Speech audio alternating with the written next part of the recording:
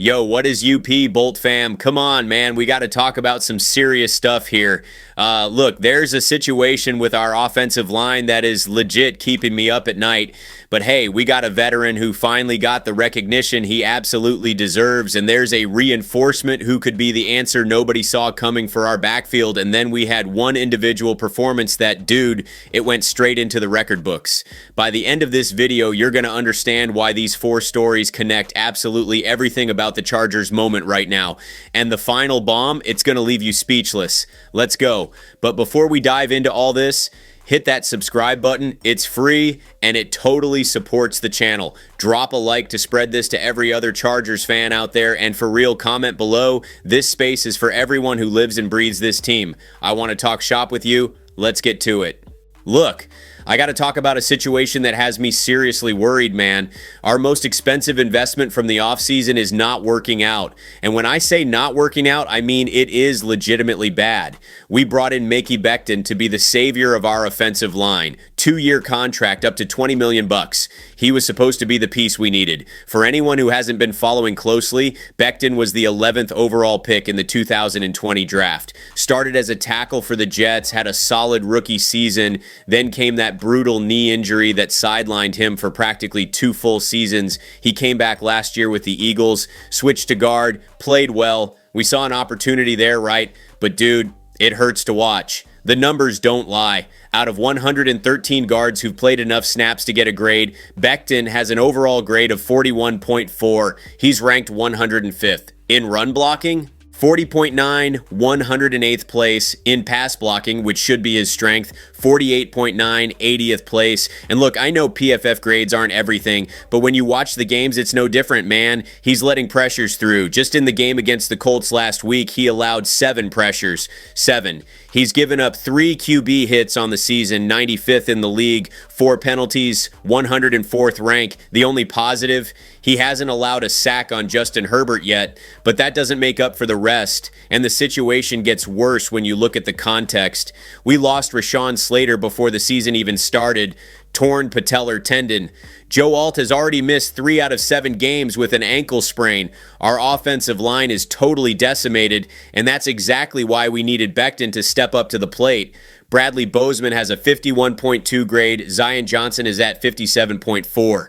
The interior of our line is struggling, and Becton was supposed to be the anchor there. He was supposed to raise the level, not sink with the ship. Look, I get that playing on the Eagles line isn't the same as playing on ours. He had a different structure, different protection there. But dude, we paid him to be the difference maker, not to rely on one. And there's another detail that complicates things. His contract has an opt-out clause after this season.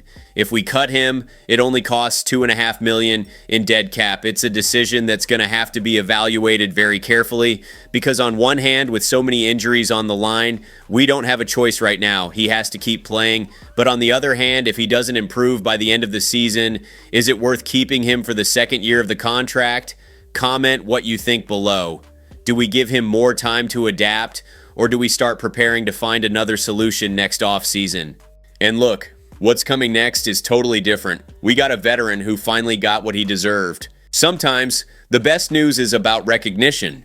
We just promoted Rick Lovato to the active roster. And look, I know long snapper isn't the most glamorous position in football, but this news means something, man. It means a lot, actually. Let me tell you who Rick Lovato is. This guy has 163 career games, 146 regular season, 17 playoff games. He had a stop with the Packers, but it was with the Eagles that he became a legend. He was there from 2017 until 2024, Pro Bowler in 2019, and the most important thing, 2-time Super Bowl champion, 2-time champ, Bolt fam. When we brought him in, he was on the practice squad, but he had already been playing every single one of the 7 games this season, doing his job, being consistent, being a professional, but now it's official. He has a guaranteed spot on the active roster, and his numbers here show exactly why that matters. Cameron Dicker, our kicker, is perfect this season. 15 for 15 on field goals, 14 for 14 on extra points. Perfect. And guess who's snapping the ball to make that happen? Rick Lovato. With the Eagles during his years there, Jake Elliott converted 84.8% of his field goals, 196 out of 231, 906 total points. Lovato helped Elliott become a Pro Bowler in 2021 and an All-Pro second team in 2023. Consistency, professionalism, experience. And dude, there's a detail here that I absolutely love. This move was made to open a spot because we put Otito Ogbonnia on IR with an elbow injury. But think about it. The organization chose to use that spot to recognize Lovato. They could have gone in a bunch of directions, but they chose to give security to the veteran who's making a difference on special teams. That's respect. That's team culture. And look, long snapper is one of those positions that nobody notices when it's working. You only notice when it goes wrong. A bad snap can kill a game-winning field goal. It can destroy a punt. It can turn into a turnover. We've seen it happen with teams around the league. With Lovato, we don't have to worry about that. He came from Old Dominion, where he was All-America in 2012, 50 games for the Monarchs, got to the NFL and built a solid career. And now, at 35 years old, he's here with us, helping to build something special. Because that's what veterans do. They bring stability. They bring silent leadership. They bring an example to the locker room. And when you have a guy who's already won 2 Super Bowls, he knows what it takes to get there. We're building a winning culture here, and recognizing guys like Rick Lovato is part of that. Comment if you agree that this kind of move, even if it's small, shows the right mentality from the organization. But wait, because what's coming now is urgent, and it could totally change our backfield. Dude, this right here could be the solution nobody saw coming. We just signed Travion Williams to the practice squad. And look, I know what you're thinking. Leo, it's just practice squad, relax. But listen to the context of this. Listen to who this guy is. And listen to why we went after him now. Hassan Haskins is hurt. He wouldn't have participated in practice if we had practice on Monday. That means for Thursday's game against the Broncos, we might only have Kamani Vidal and Nyheim Hines as healthy running backs on the active roster. 2 running backs in a division game against Denver. That's why Travion Williams is in the story. And let me tell you who Travion Williams is, because his resume is way better than his NFL numbers show. This guy was a 6th round pick by the Bengals in 2019. Came out of Texas A&M, and at Texas A&M, dude, he was a monster. 3 seasons, all with over 1,000 rushing yards, all of them. He finished his college career as the 3rd leading rusher in program history. 3,615 total yards, 34 touchdowns.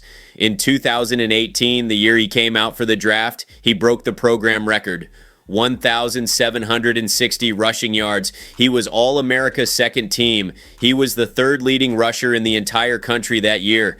18 touchdowns, 5th nationally, 6 yards per carry average in his college career, 95.1 yards per game average. So why are his NFL numbers modest?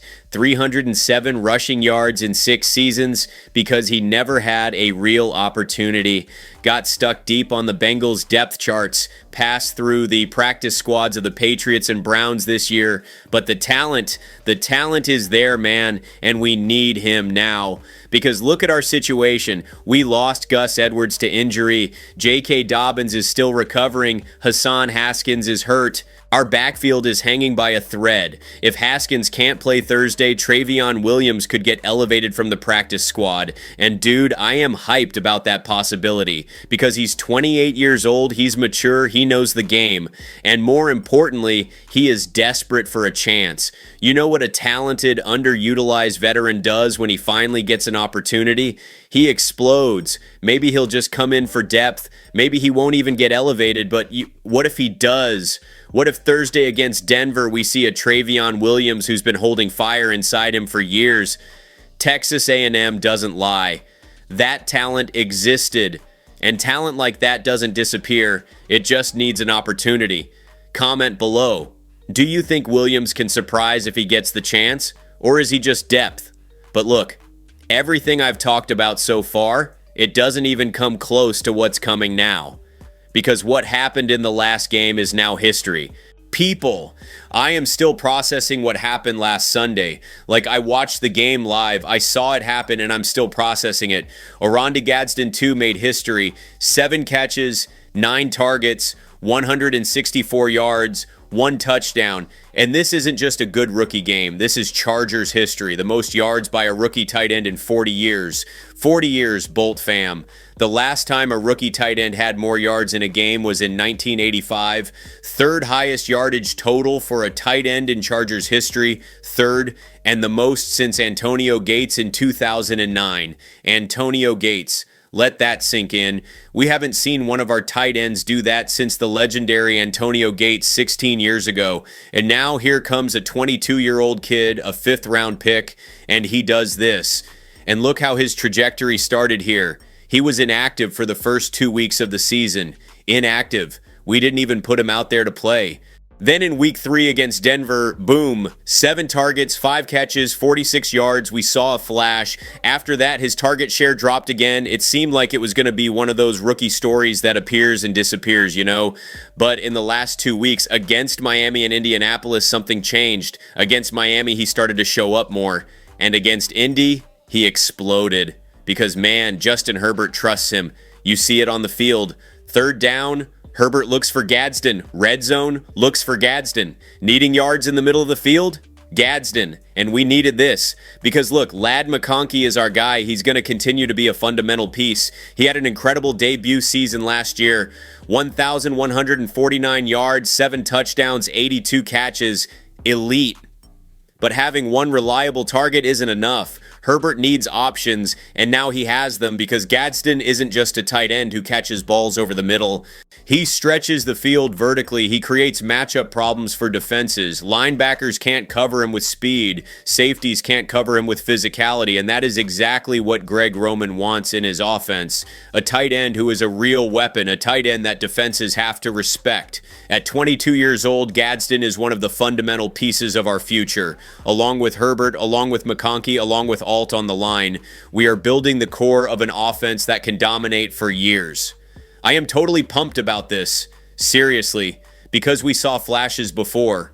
But Sunday was different. It was the moment he announced, "I am here." Comment below. Are you already buying his jersey, or do you want to see a few more weeks? Because me, I'm already sold. Oronde Gadsden 2 is the real deal. So there it is, Bolt fam. We saw today that our offensive line has serious challenges that need to be fixed. We saw veterans being recognized the right way. We saw depth being built with urgency. And we saw a rookie make history and show that the future of this offense is bright. This is the Chargers moment. We're building something huge here. Comment below. This space is for everyone who lives this team. And Thursday, we got a game on Thursday. Bolt fam, see ya.